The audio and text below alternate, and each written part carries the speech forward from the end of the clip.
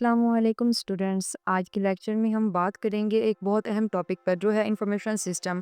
आज के दौर में चाहे वो बिज़नेस हो, मेडिकल हो, फार्मेसी हो या फिर कोई और इदारा, सब कुछ इंफॉर्मेशन सिस्टम पर चल रहा है। तो चलिए जानते हैं कि इंफॉर्मेशन सिस्टम क्या है, इसके कंपोनेंट्स कौन से हैं, इसके टाइप्स क्या हैं और आखिर में हम बात करेंगे इसके चैलेंजेस और सिक्योरिटी इशू क्या होते हैं। इंफॉर्मेशन सिस्टम, जैसे कि नाम से पता चल रहा है कि इंफॉर्मेशन किसे कहते हैं, सिस्टम किसे कहते हैं, पहले ये जान लेते हैं। Organise form of data that is called information.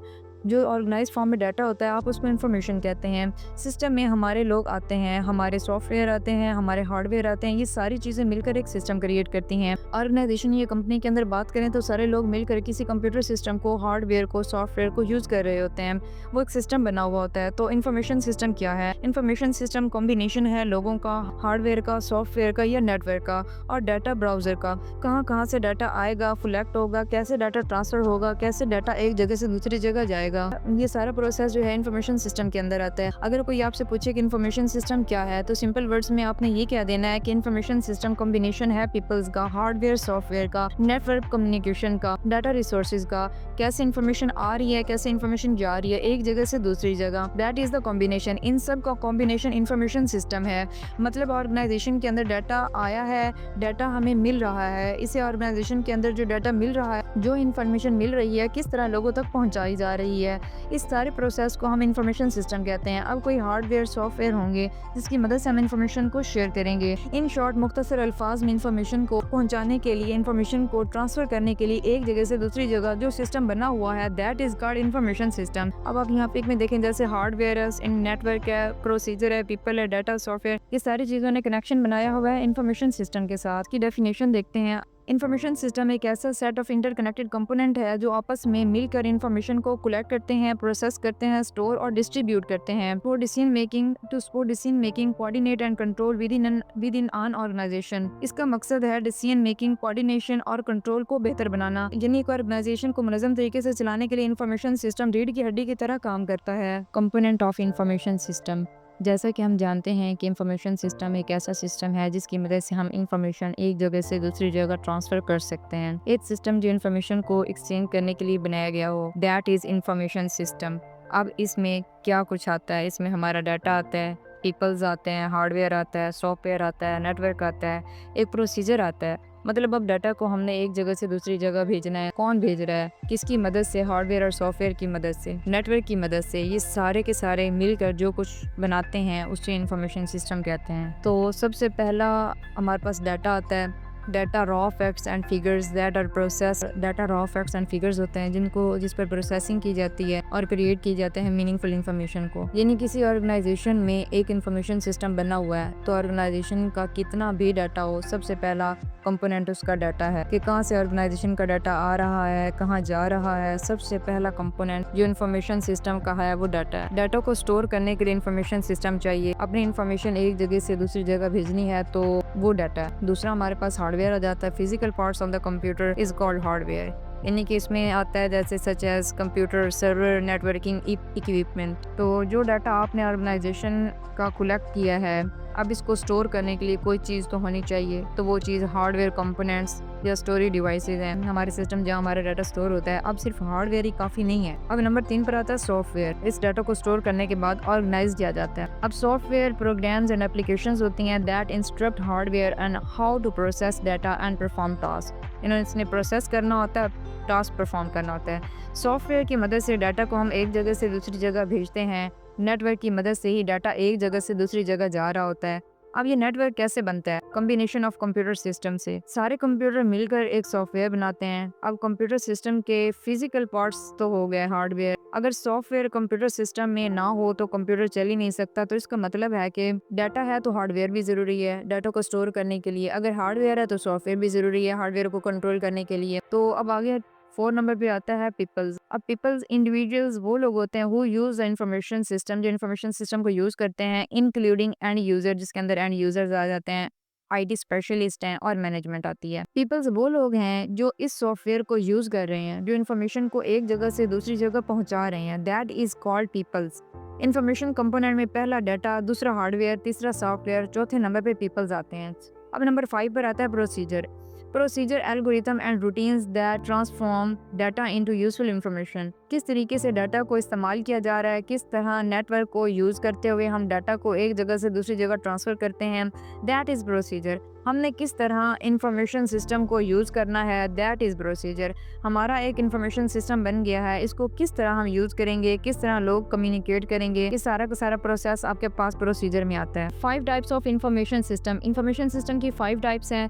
Management information system MIS, transaction processing system TPS, decision support system DSS, executive information system EIS, expert system ES। इसकी डिटेल हम पढ़ते हैं अब। ट्रांजैक्शन प्रोसेसिंग सिस्टम क्या होता है कि record and process daily transaction. ये सिस्टम रोजमर्रा के लेन देन को रिकॉर्ड करता है, जैसे खरीदो फरोख्त, पैसे जमा करवाना या निकालना वगैरह। Record and process daily transaction like sales, purchase and payments. ये सबसे बुनियादी सिस्टम है, बगैर इसके कोई कंपनी या इदारा चल ही नहीं सकता, क्योंकि हर छोटा बड़ा रिकॉर्ड ये संभालता है। अब एक मिसाल लेते हैं, जब आप दुकान से सौदा खरीदते हैं तो पॉइंट ऑफ सेल मशीन आपकी खरीदारी का बिल बनाकर रिकॉर्ड कर लेती है। बैंक में जब आप ATM से पैसे निकालते हैं तो वो रिकॉर्ड फौरन सिस्टम में सेव हो जाता है, वो TPS की वजह से होता है। Management information system. Management information system provide reports and summarise to middle management to aid in decision making. यानी कि ये रिपोर्ट और रिपोर्ट्स को समराइज करता है और ये आगे इंफॉर्मेशन जो है to aid in decision making, ताकि इसमें डिसीजन मेकिंग हो सके। अब डिसीजन सपोर्ट सिस्टम क्या होता है? अब इसकी ऐसे मिसाल लेते हैं, जैसे एक मैनेजर के पास वक्त नहीं होता कि रोजाना हजारों ट्रांजैक्शन को देखे, तो MIS तो मैनेजमेंट इंफॉर्मेशन सिस्टम क्या करता है, उसको उनका खुलासा बनाकर दिखा देता है। एक कंपनी में MIS बताता है कि पिछले महीने सेल्स कितनी हुई, अखराजात कितने हुए। ठीक है, तो मैनेजमेंट इंफॉर्मेशन सिस्टम लफ्ज से ही पता चल रहा है कि इसमें मैनेजमेंट की इन्फॉर्मेशन दी जाएगी। डिसीजन सपोर्ट सिस्टम क्या है? अब जैसे लफ्ज से ही पता चल रहा है कि इसमें डिसीजन को सपोर्ट की जाएगी। असिस्ट इन डिसीजन मेकिंग, इसमें मदद की जाती है डिसीजन मेकिंग में, फैसला साजी करने में, by providing interactive tools and access to data. कहता है ये ऐसे सिस्टम्स हैं जो मैनेजर को मुख्तलिफ ऑप्शन दिखाकर सही फैसला लेने में मदद करते हैं।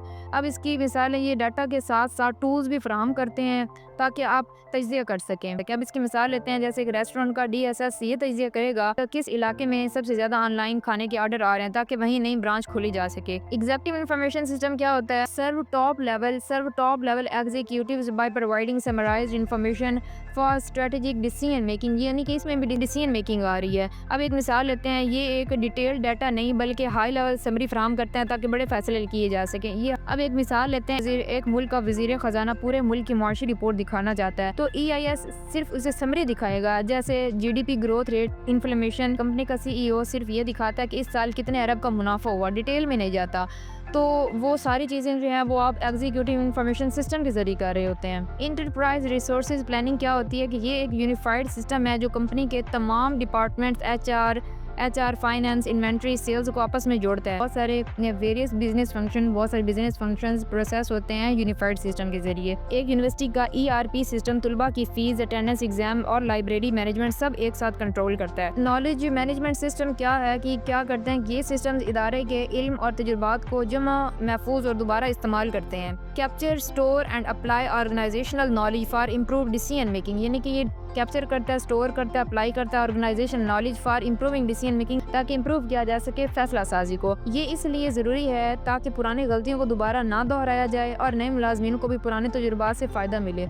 अब एक मिसाल लेते हैं, जैसे एक अस्पताल का KMS डॉक्टर के तजुर्बात और मरीजों के इलाज का डाटा स्टोर करता है ताकि नए डॉक्टर भी सीख सकें।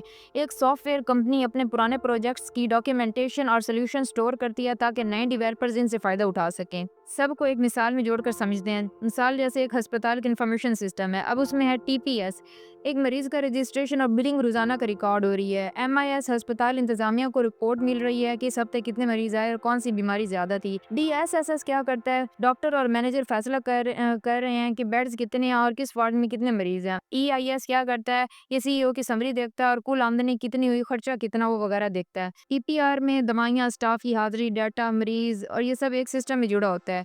KMS में क्या होता है कि ये पुराने मरीजों का इलाज और रिपोर्ट्स से फ़ायदा उठाते हैं, डॉक्टर्स दे रहे होते हैं। तो इस तरह एक इंफॉर्मेशन सिस्टम सिर्फ डाटा कलेक्ट नहीं करता बल्कि इसे डिसीजन मेकिंग से लेकर नॉलेज शेयरिंग तक सब में मददगार साबित होता है। Information system security, authentication, verifying the identity of user to grant access to the system. इसमें वेरीफाई किया जाता है यूजर की आइडेंटिटी को और ग्रांट किया जाता है, इजाज़त दी जाती है, एक्सेस दिया जाता है सिस्टम तक। तहकीक है, यानी कि ऑथेंटिकेशन का मतलब होता है तस्दीक, पहचान, जांच पड़ताल करना। जब आप फेसबुक या जीमेल खोलते हैं तो वो पहले आपका ईमेल और पासवर्ड मांगता है, तो ये ऑथेंटिकेशन होती है। अब अथॉरिटी का मतलब होता है इजाज़त या रसाई की हद। जैसे determine the level of access and permission granted to the authenticated user, यानी इसमें डिटरमाइन किया जाता है लेवल ऑफ एक्सेस को और परमिशन दी जाती है ग्रांटेड टू ऑथेंटिकेटेड यूज़र। एक यूनिवर्सिटी का सिस्टम में टीचर असाइनमेंट अपलोड कर सकता है, लेकिन स्टूडेंट सिर्फ उसे देख सकता है, उसे बदल नहीं सकता, उसके अंदर कुछ चेंजेस नहीं कर सकता। तो ये अथॉरिटी की वजह से कि उसकी अथॉरिटी टीचर के पास है, स्टूडेंट सिर्फ उसे देख सकते हैं। इंक्रिप्शन जो है इसमें डाटा को कोड में बदलना, यानी प्रोटेक्टिंग द सेंसिटिव इन्फॉर्मेशन, इसमें महफूज किया जाता है सेंसिटिव इन्फॉर्मेशन को by converting it into a secure code, इसको सिक्योर कोड में बदल दिया जाता है। मतलब हसास मालूमात को सीक्रेट कोड में बदल देना, ताकि अगर कोई इसे इनक्रिप्ट भी करे तो समझ ना सके। जैसे आप व्हाट्सएप पर मैसेज भेजते हैं तो वो एंड टू एंड इनक्रिप्टेड होता है, मतलब बीच में कोई भी उसे पढ़ नहीं सकता। Firewall and antivirus software implementing measures to prevent unauthorized access and protect against malicious software. Firewall एक प्रोटेक्ट वाल है जो सस्पिशियस ट्रैफिक को ब्लॉक कर देती है। एंटीवायरस एक ऐसा सॉफ्टवेयर है जैसा वायरस होता है जो मेलवेयर को डिटेक्ट करता है और रिमूव करता है। मिसाल के तौर पर जब आप वाईफाई पर ब्राउजिंग करते हैं तो फायरवॉल आपको हैकर से बचाता है। एंटीवायरस आपके कंप्यूटर को वायरस से फ्री रखता है। इंफॉर्मेशन सिक्योरिटी सिस्टम का मकसद ये है कि सिर्फ सही बंदा सही डाटा तक रसाई हासिल कर सके, डाटा को चोरी या ख़राब ना किया जा सके और सिस्टम हमेशा रिलायबल महफूज रहे। Security threats protect information from unauthorised access, cyber attack and data breaches. Security threats का मतलब होता है मालूमात को गैर मजाजी ये रसाई, साइबर हमलों और डाटा के लीक से बचाना। सिक्योरिटी थ्रेट्स का यही मतलब होता है कि इन्फॉर्मेशन को प्रोटेक्ट करना, अनऑथोराइज्ड एक्सेस के कोई गैर बंदा, मतलब कोई अजनबी बंदा जो है आपके डाटा को एक्सेस ना कर सके, साइबर अटैक ना कर सके या डाटा ब्रीचेस ना कर सके, डाटा वगैरह की चोरी ना हो। डाटा क्वालिटी इंश्योर किया जाता है, एक्यूरेसी को रिलायबल और टाइमली डाटा पर डिसीजन मेकिंग के वक्त पर डाटा की डिसीजन मेकिंग हो जाए, यानी कि डाटा क्वालिटी पर कम्प्रोमाइज़ नहीं किया जाता। इंटीग्रेशन इशू में कहता है कि मुख्तलिफ सिस्टम्स को जोड़ना और हमवार रखना, यानी data flow, connecting different systems and ensuring seamless data flow. User resistance सार्फिन की जानिब से नई टेक्नोलॉजी सिस्टम को कबूल ना करने का मसला। Overcoming resistance to new technologies and system changes for users, यानी लोग नए सिस्टम अडॉप्ट नहीं करते या गलत तरीके से इस्तेमाल करते हैं। स्टाफ पुराने पेपर मेथड को छोड़ना नहीं चाहता, न्यू सिस्टम ऑप्शन डिले हो जाता है। इसको ओवरऑल आप ऐसे समझ सकते हैं कि सिक्योरिटी थ्रेट्स में मालूमात को गैर मजाज रसाई, हैकिंग, मालवेयर, रैंसमवेयर या डाटा ब्रीचेस से बचाना होता है। डाटा सिक्योरिटी में आप ये यकीनी बनाते हैं कि डाटा सही, मुकम्मल, काबिल एतमाद और बर वक्त हो, ताकि इस बुनियाद पर दुरुस्त फैसले किए जा सकें। इंटीग्रेशन इशू ये होता है कि मुख्तलिफ एप्लीकेशन सिस्टम के दरमियान डाटा एक्सचेंज और सीमलेस फ्लो में रुकावट ना हो। यूज़र रेजिस्टेंस में मुलाजमीन या यूज़र की तरफ से नए सिस्टम टेक्नोलॉजी को कबूल करने में रुकावट ना हो। तो अगर आप security threats, data quality, user acceptance और इंटीग्रेशन का ध्यान रखेंगे तो सिस्टम रिलायबल, यूज़फुल और सस्टेनेबल बनेगा। ये वो बुनियादी पहलू हैं जो आपको मसले को पहले से पहचाने, खतरात को कम करने और बेहतर फैसला करने के काबिल बनाते हैं।